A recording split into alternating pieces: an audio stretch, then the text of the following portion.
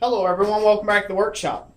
So, here is a little sculptural video that I am working on. If you haven't seen the video already, if you're watching in the future, it is how to take a knot keychain and go one step further and turn it into a knot sculpture for $75. So, part of this process, and that I didn't show in that video, was how I plug welded the sculpture together in order to give it a nice clean look like this, as if this was all one piece.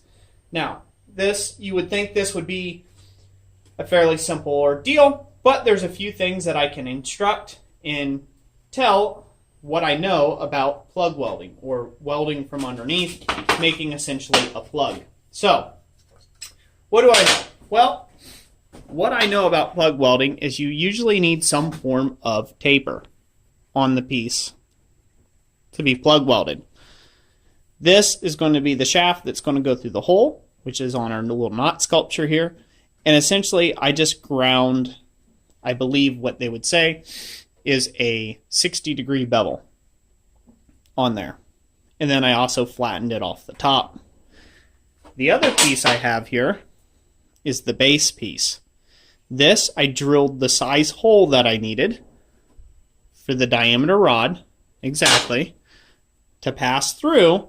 And on the underside, I went ahead and back drilled it with a 3/4 inch bit. Now this is a 1/2 inch round rod, and so I went the extra size up with a 3/4 inch drill bit and then back drilled it about half the depth of the base, so about 1/4 inch, because this base started off as 1/2 inch thick.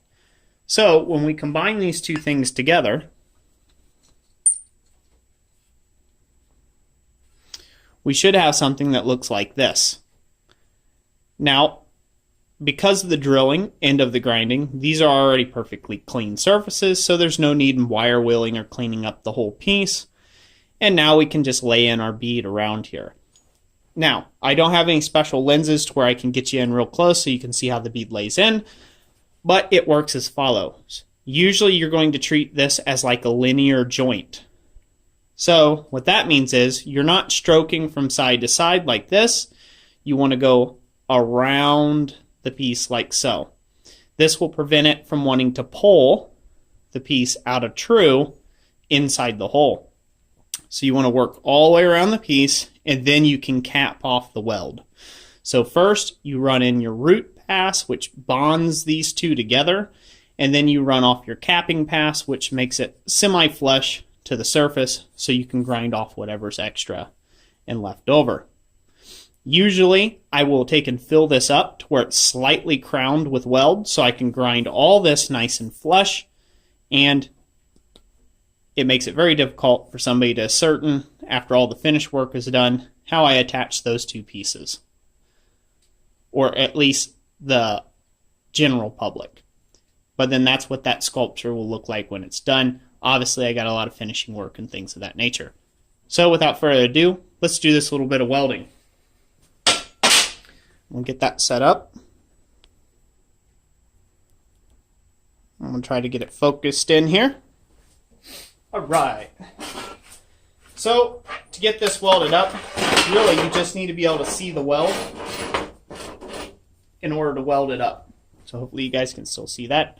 I can see it. You want to make sure your piece is good and square, because once it's welded up, you're not going to have another chance to square it without heating it with a torch or something of the like. Get all my welding equipment here arranged.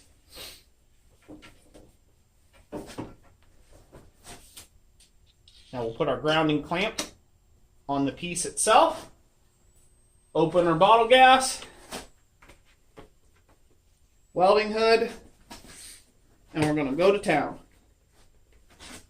Oh, also, let me not forget, very important thing, to make sure we have gloves as well. I like these big, heavy welding gloves from Tillman. They're product number 1155. This isn't a sponsored video for Tillman, but they do make some mighty fine gloves. So since this is heavy plate, I'm going to set my machine up quite a bit. I'm going to be running it in fairly hot. So this way I can make sure I got a good bond. Now, this is not a structural piece. And since this is not a structural piece, it is not critical that it be a 100% perfect weld. If you can get it perfect, great. But once again, this can be done with a Harbor Freight welder. As long as it's stuck and it's just not going to fall apart all on its own notion, you're good to go.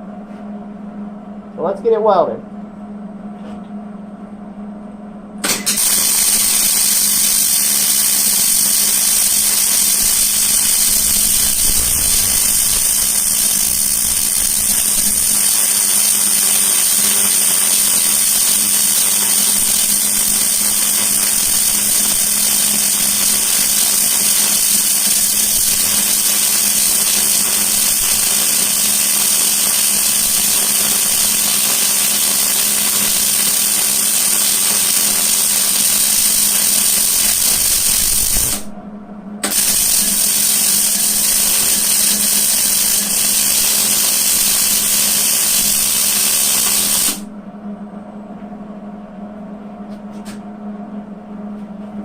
Okay, so now you guys can see that, how we got that welded there.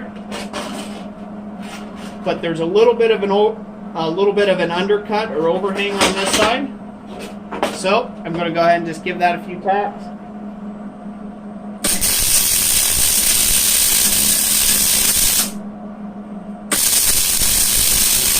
Just try to fill that in a little bit better so when I grind it off, it'll look good. There you go.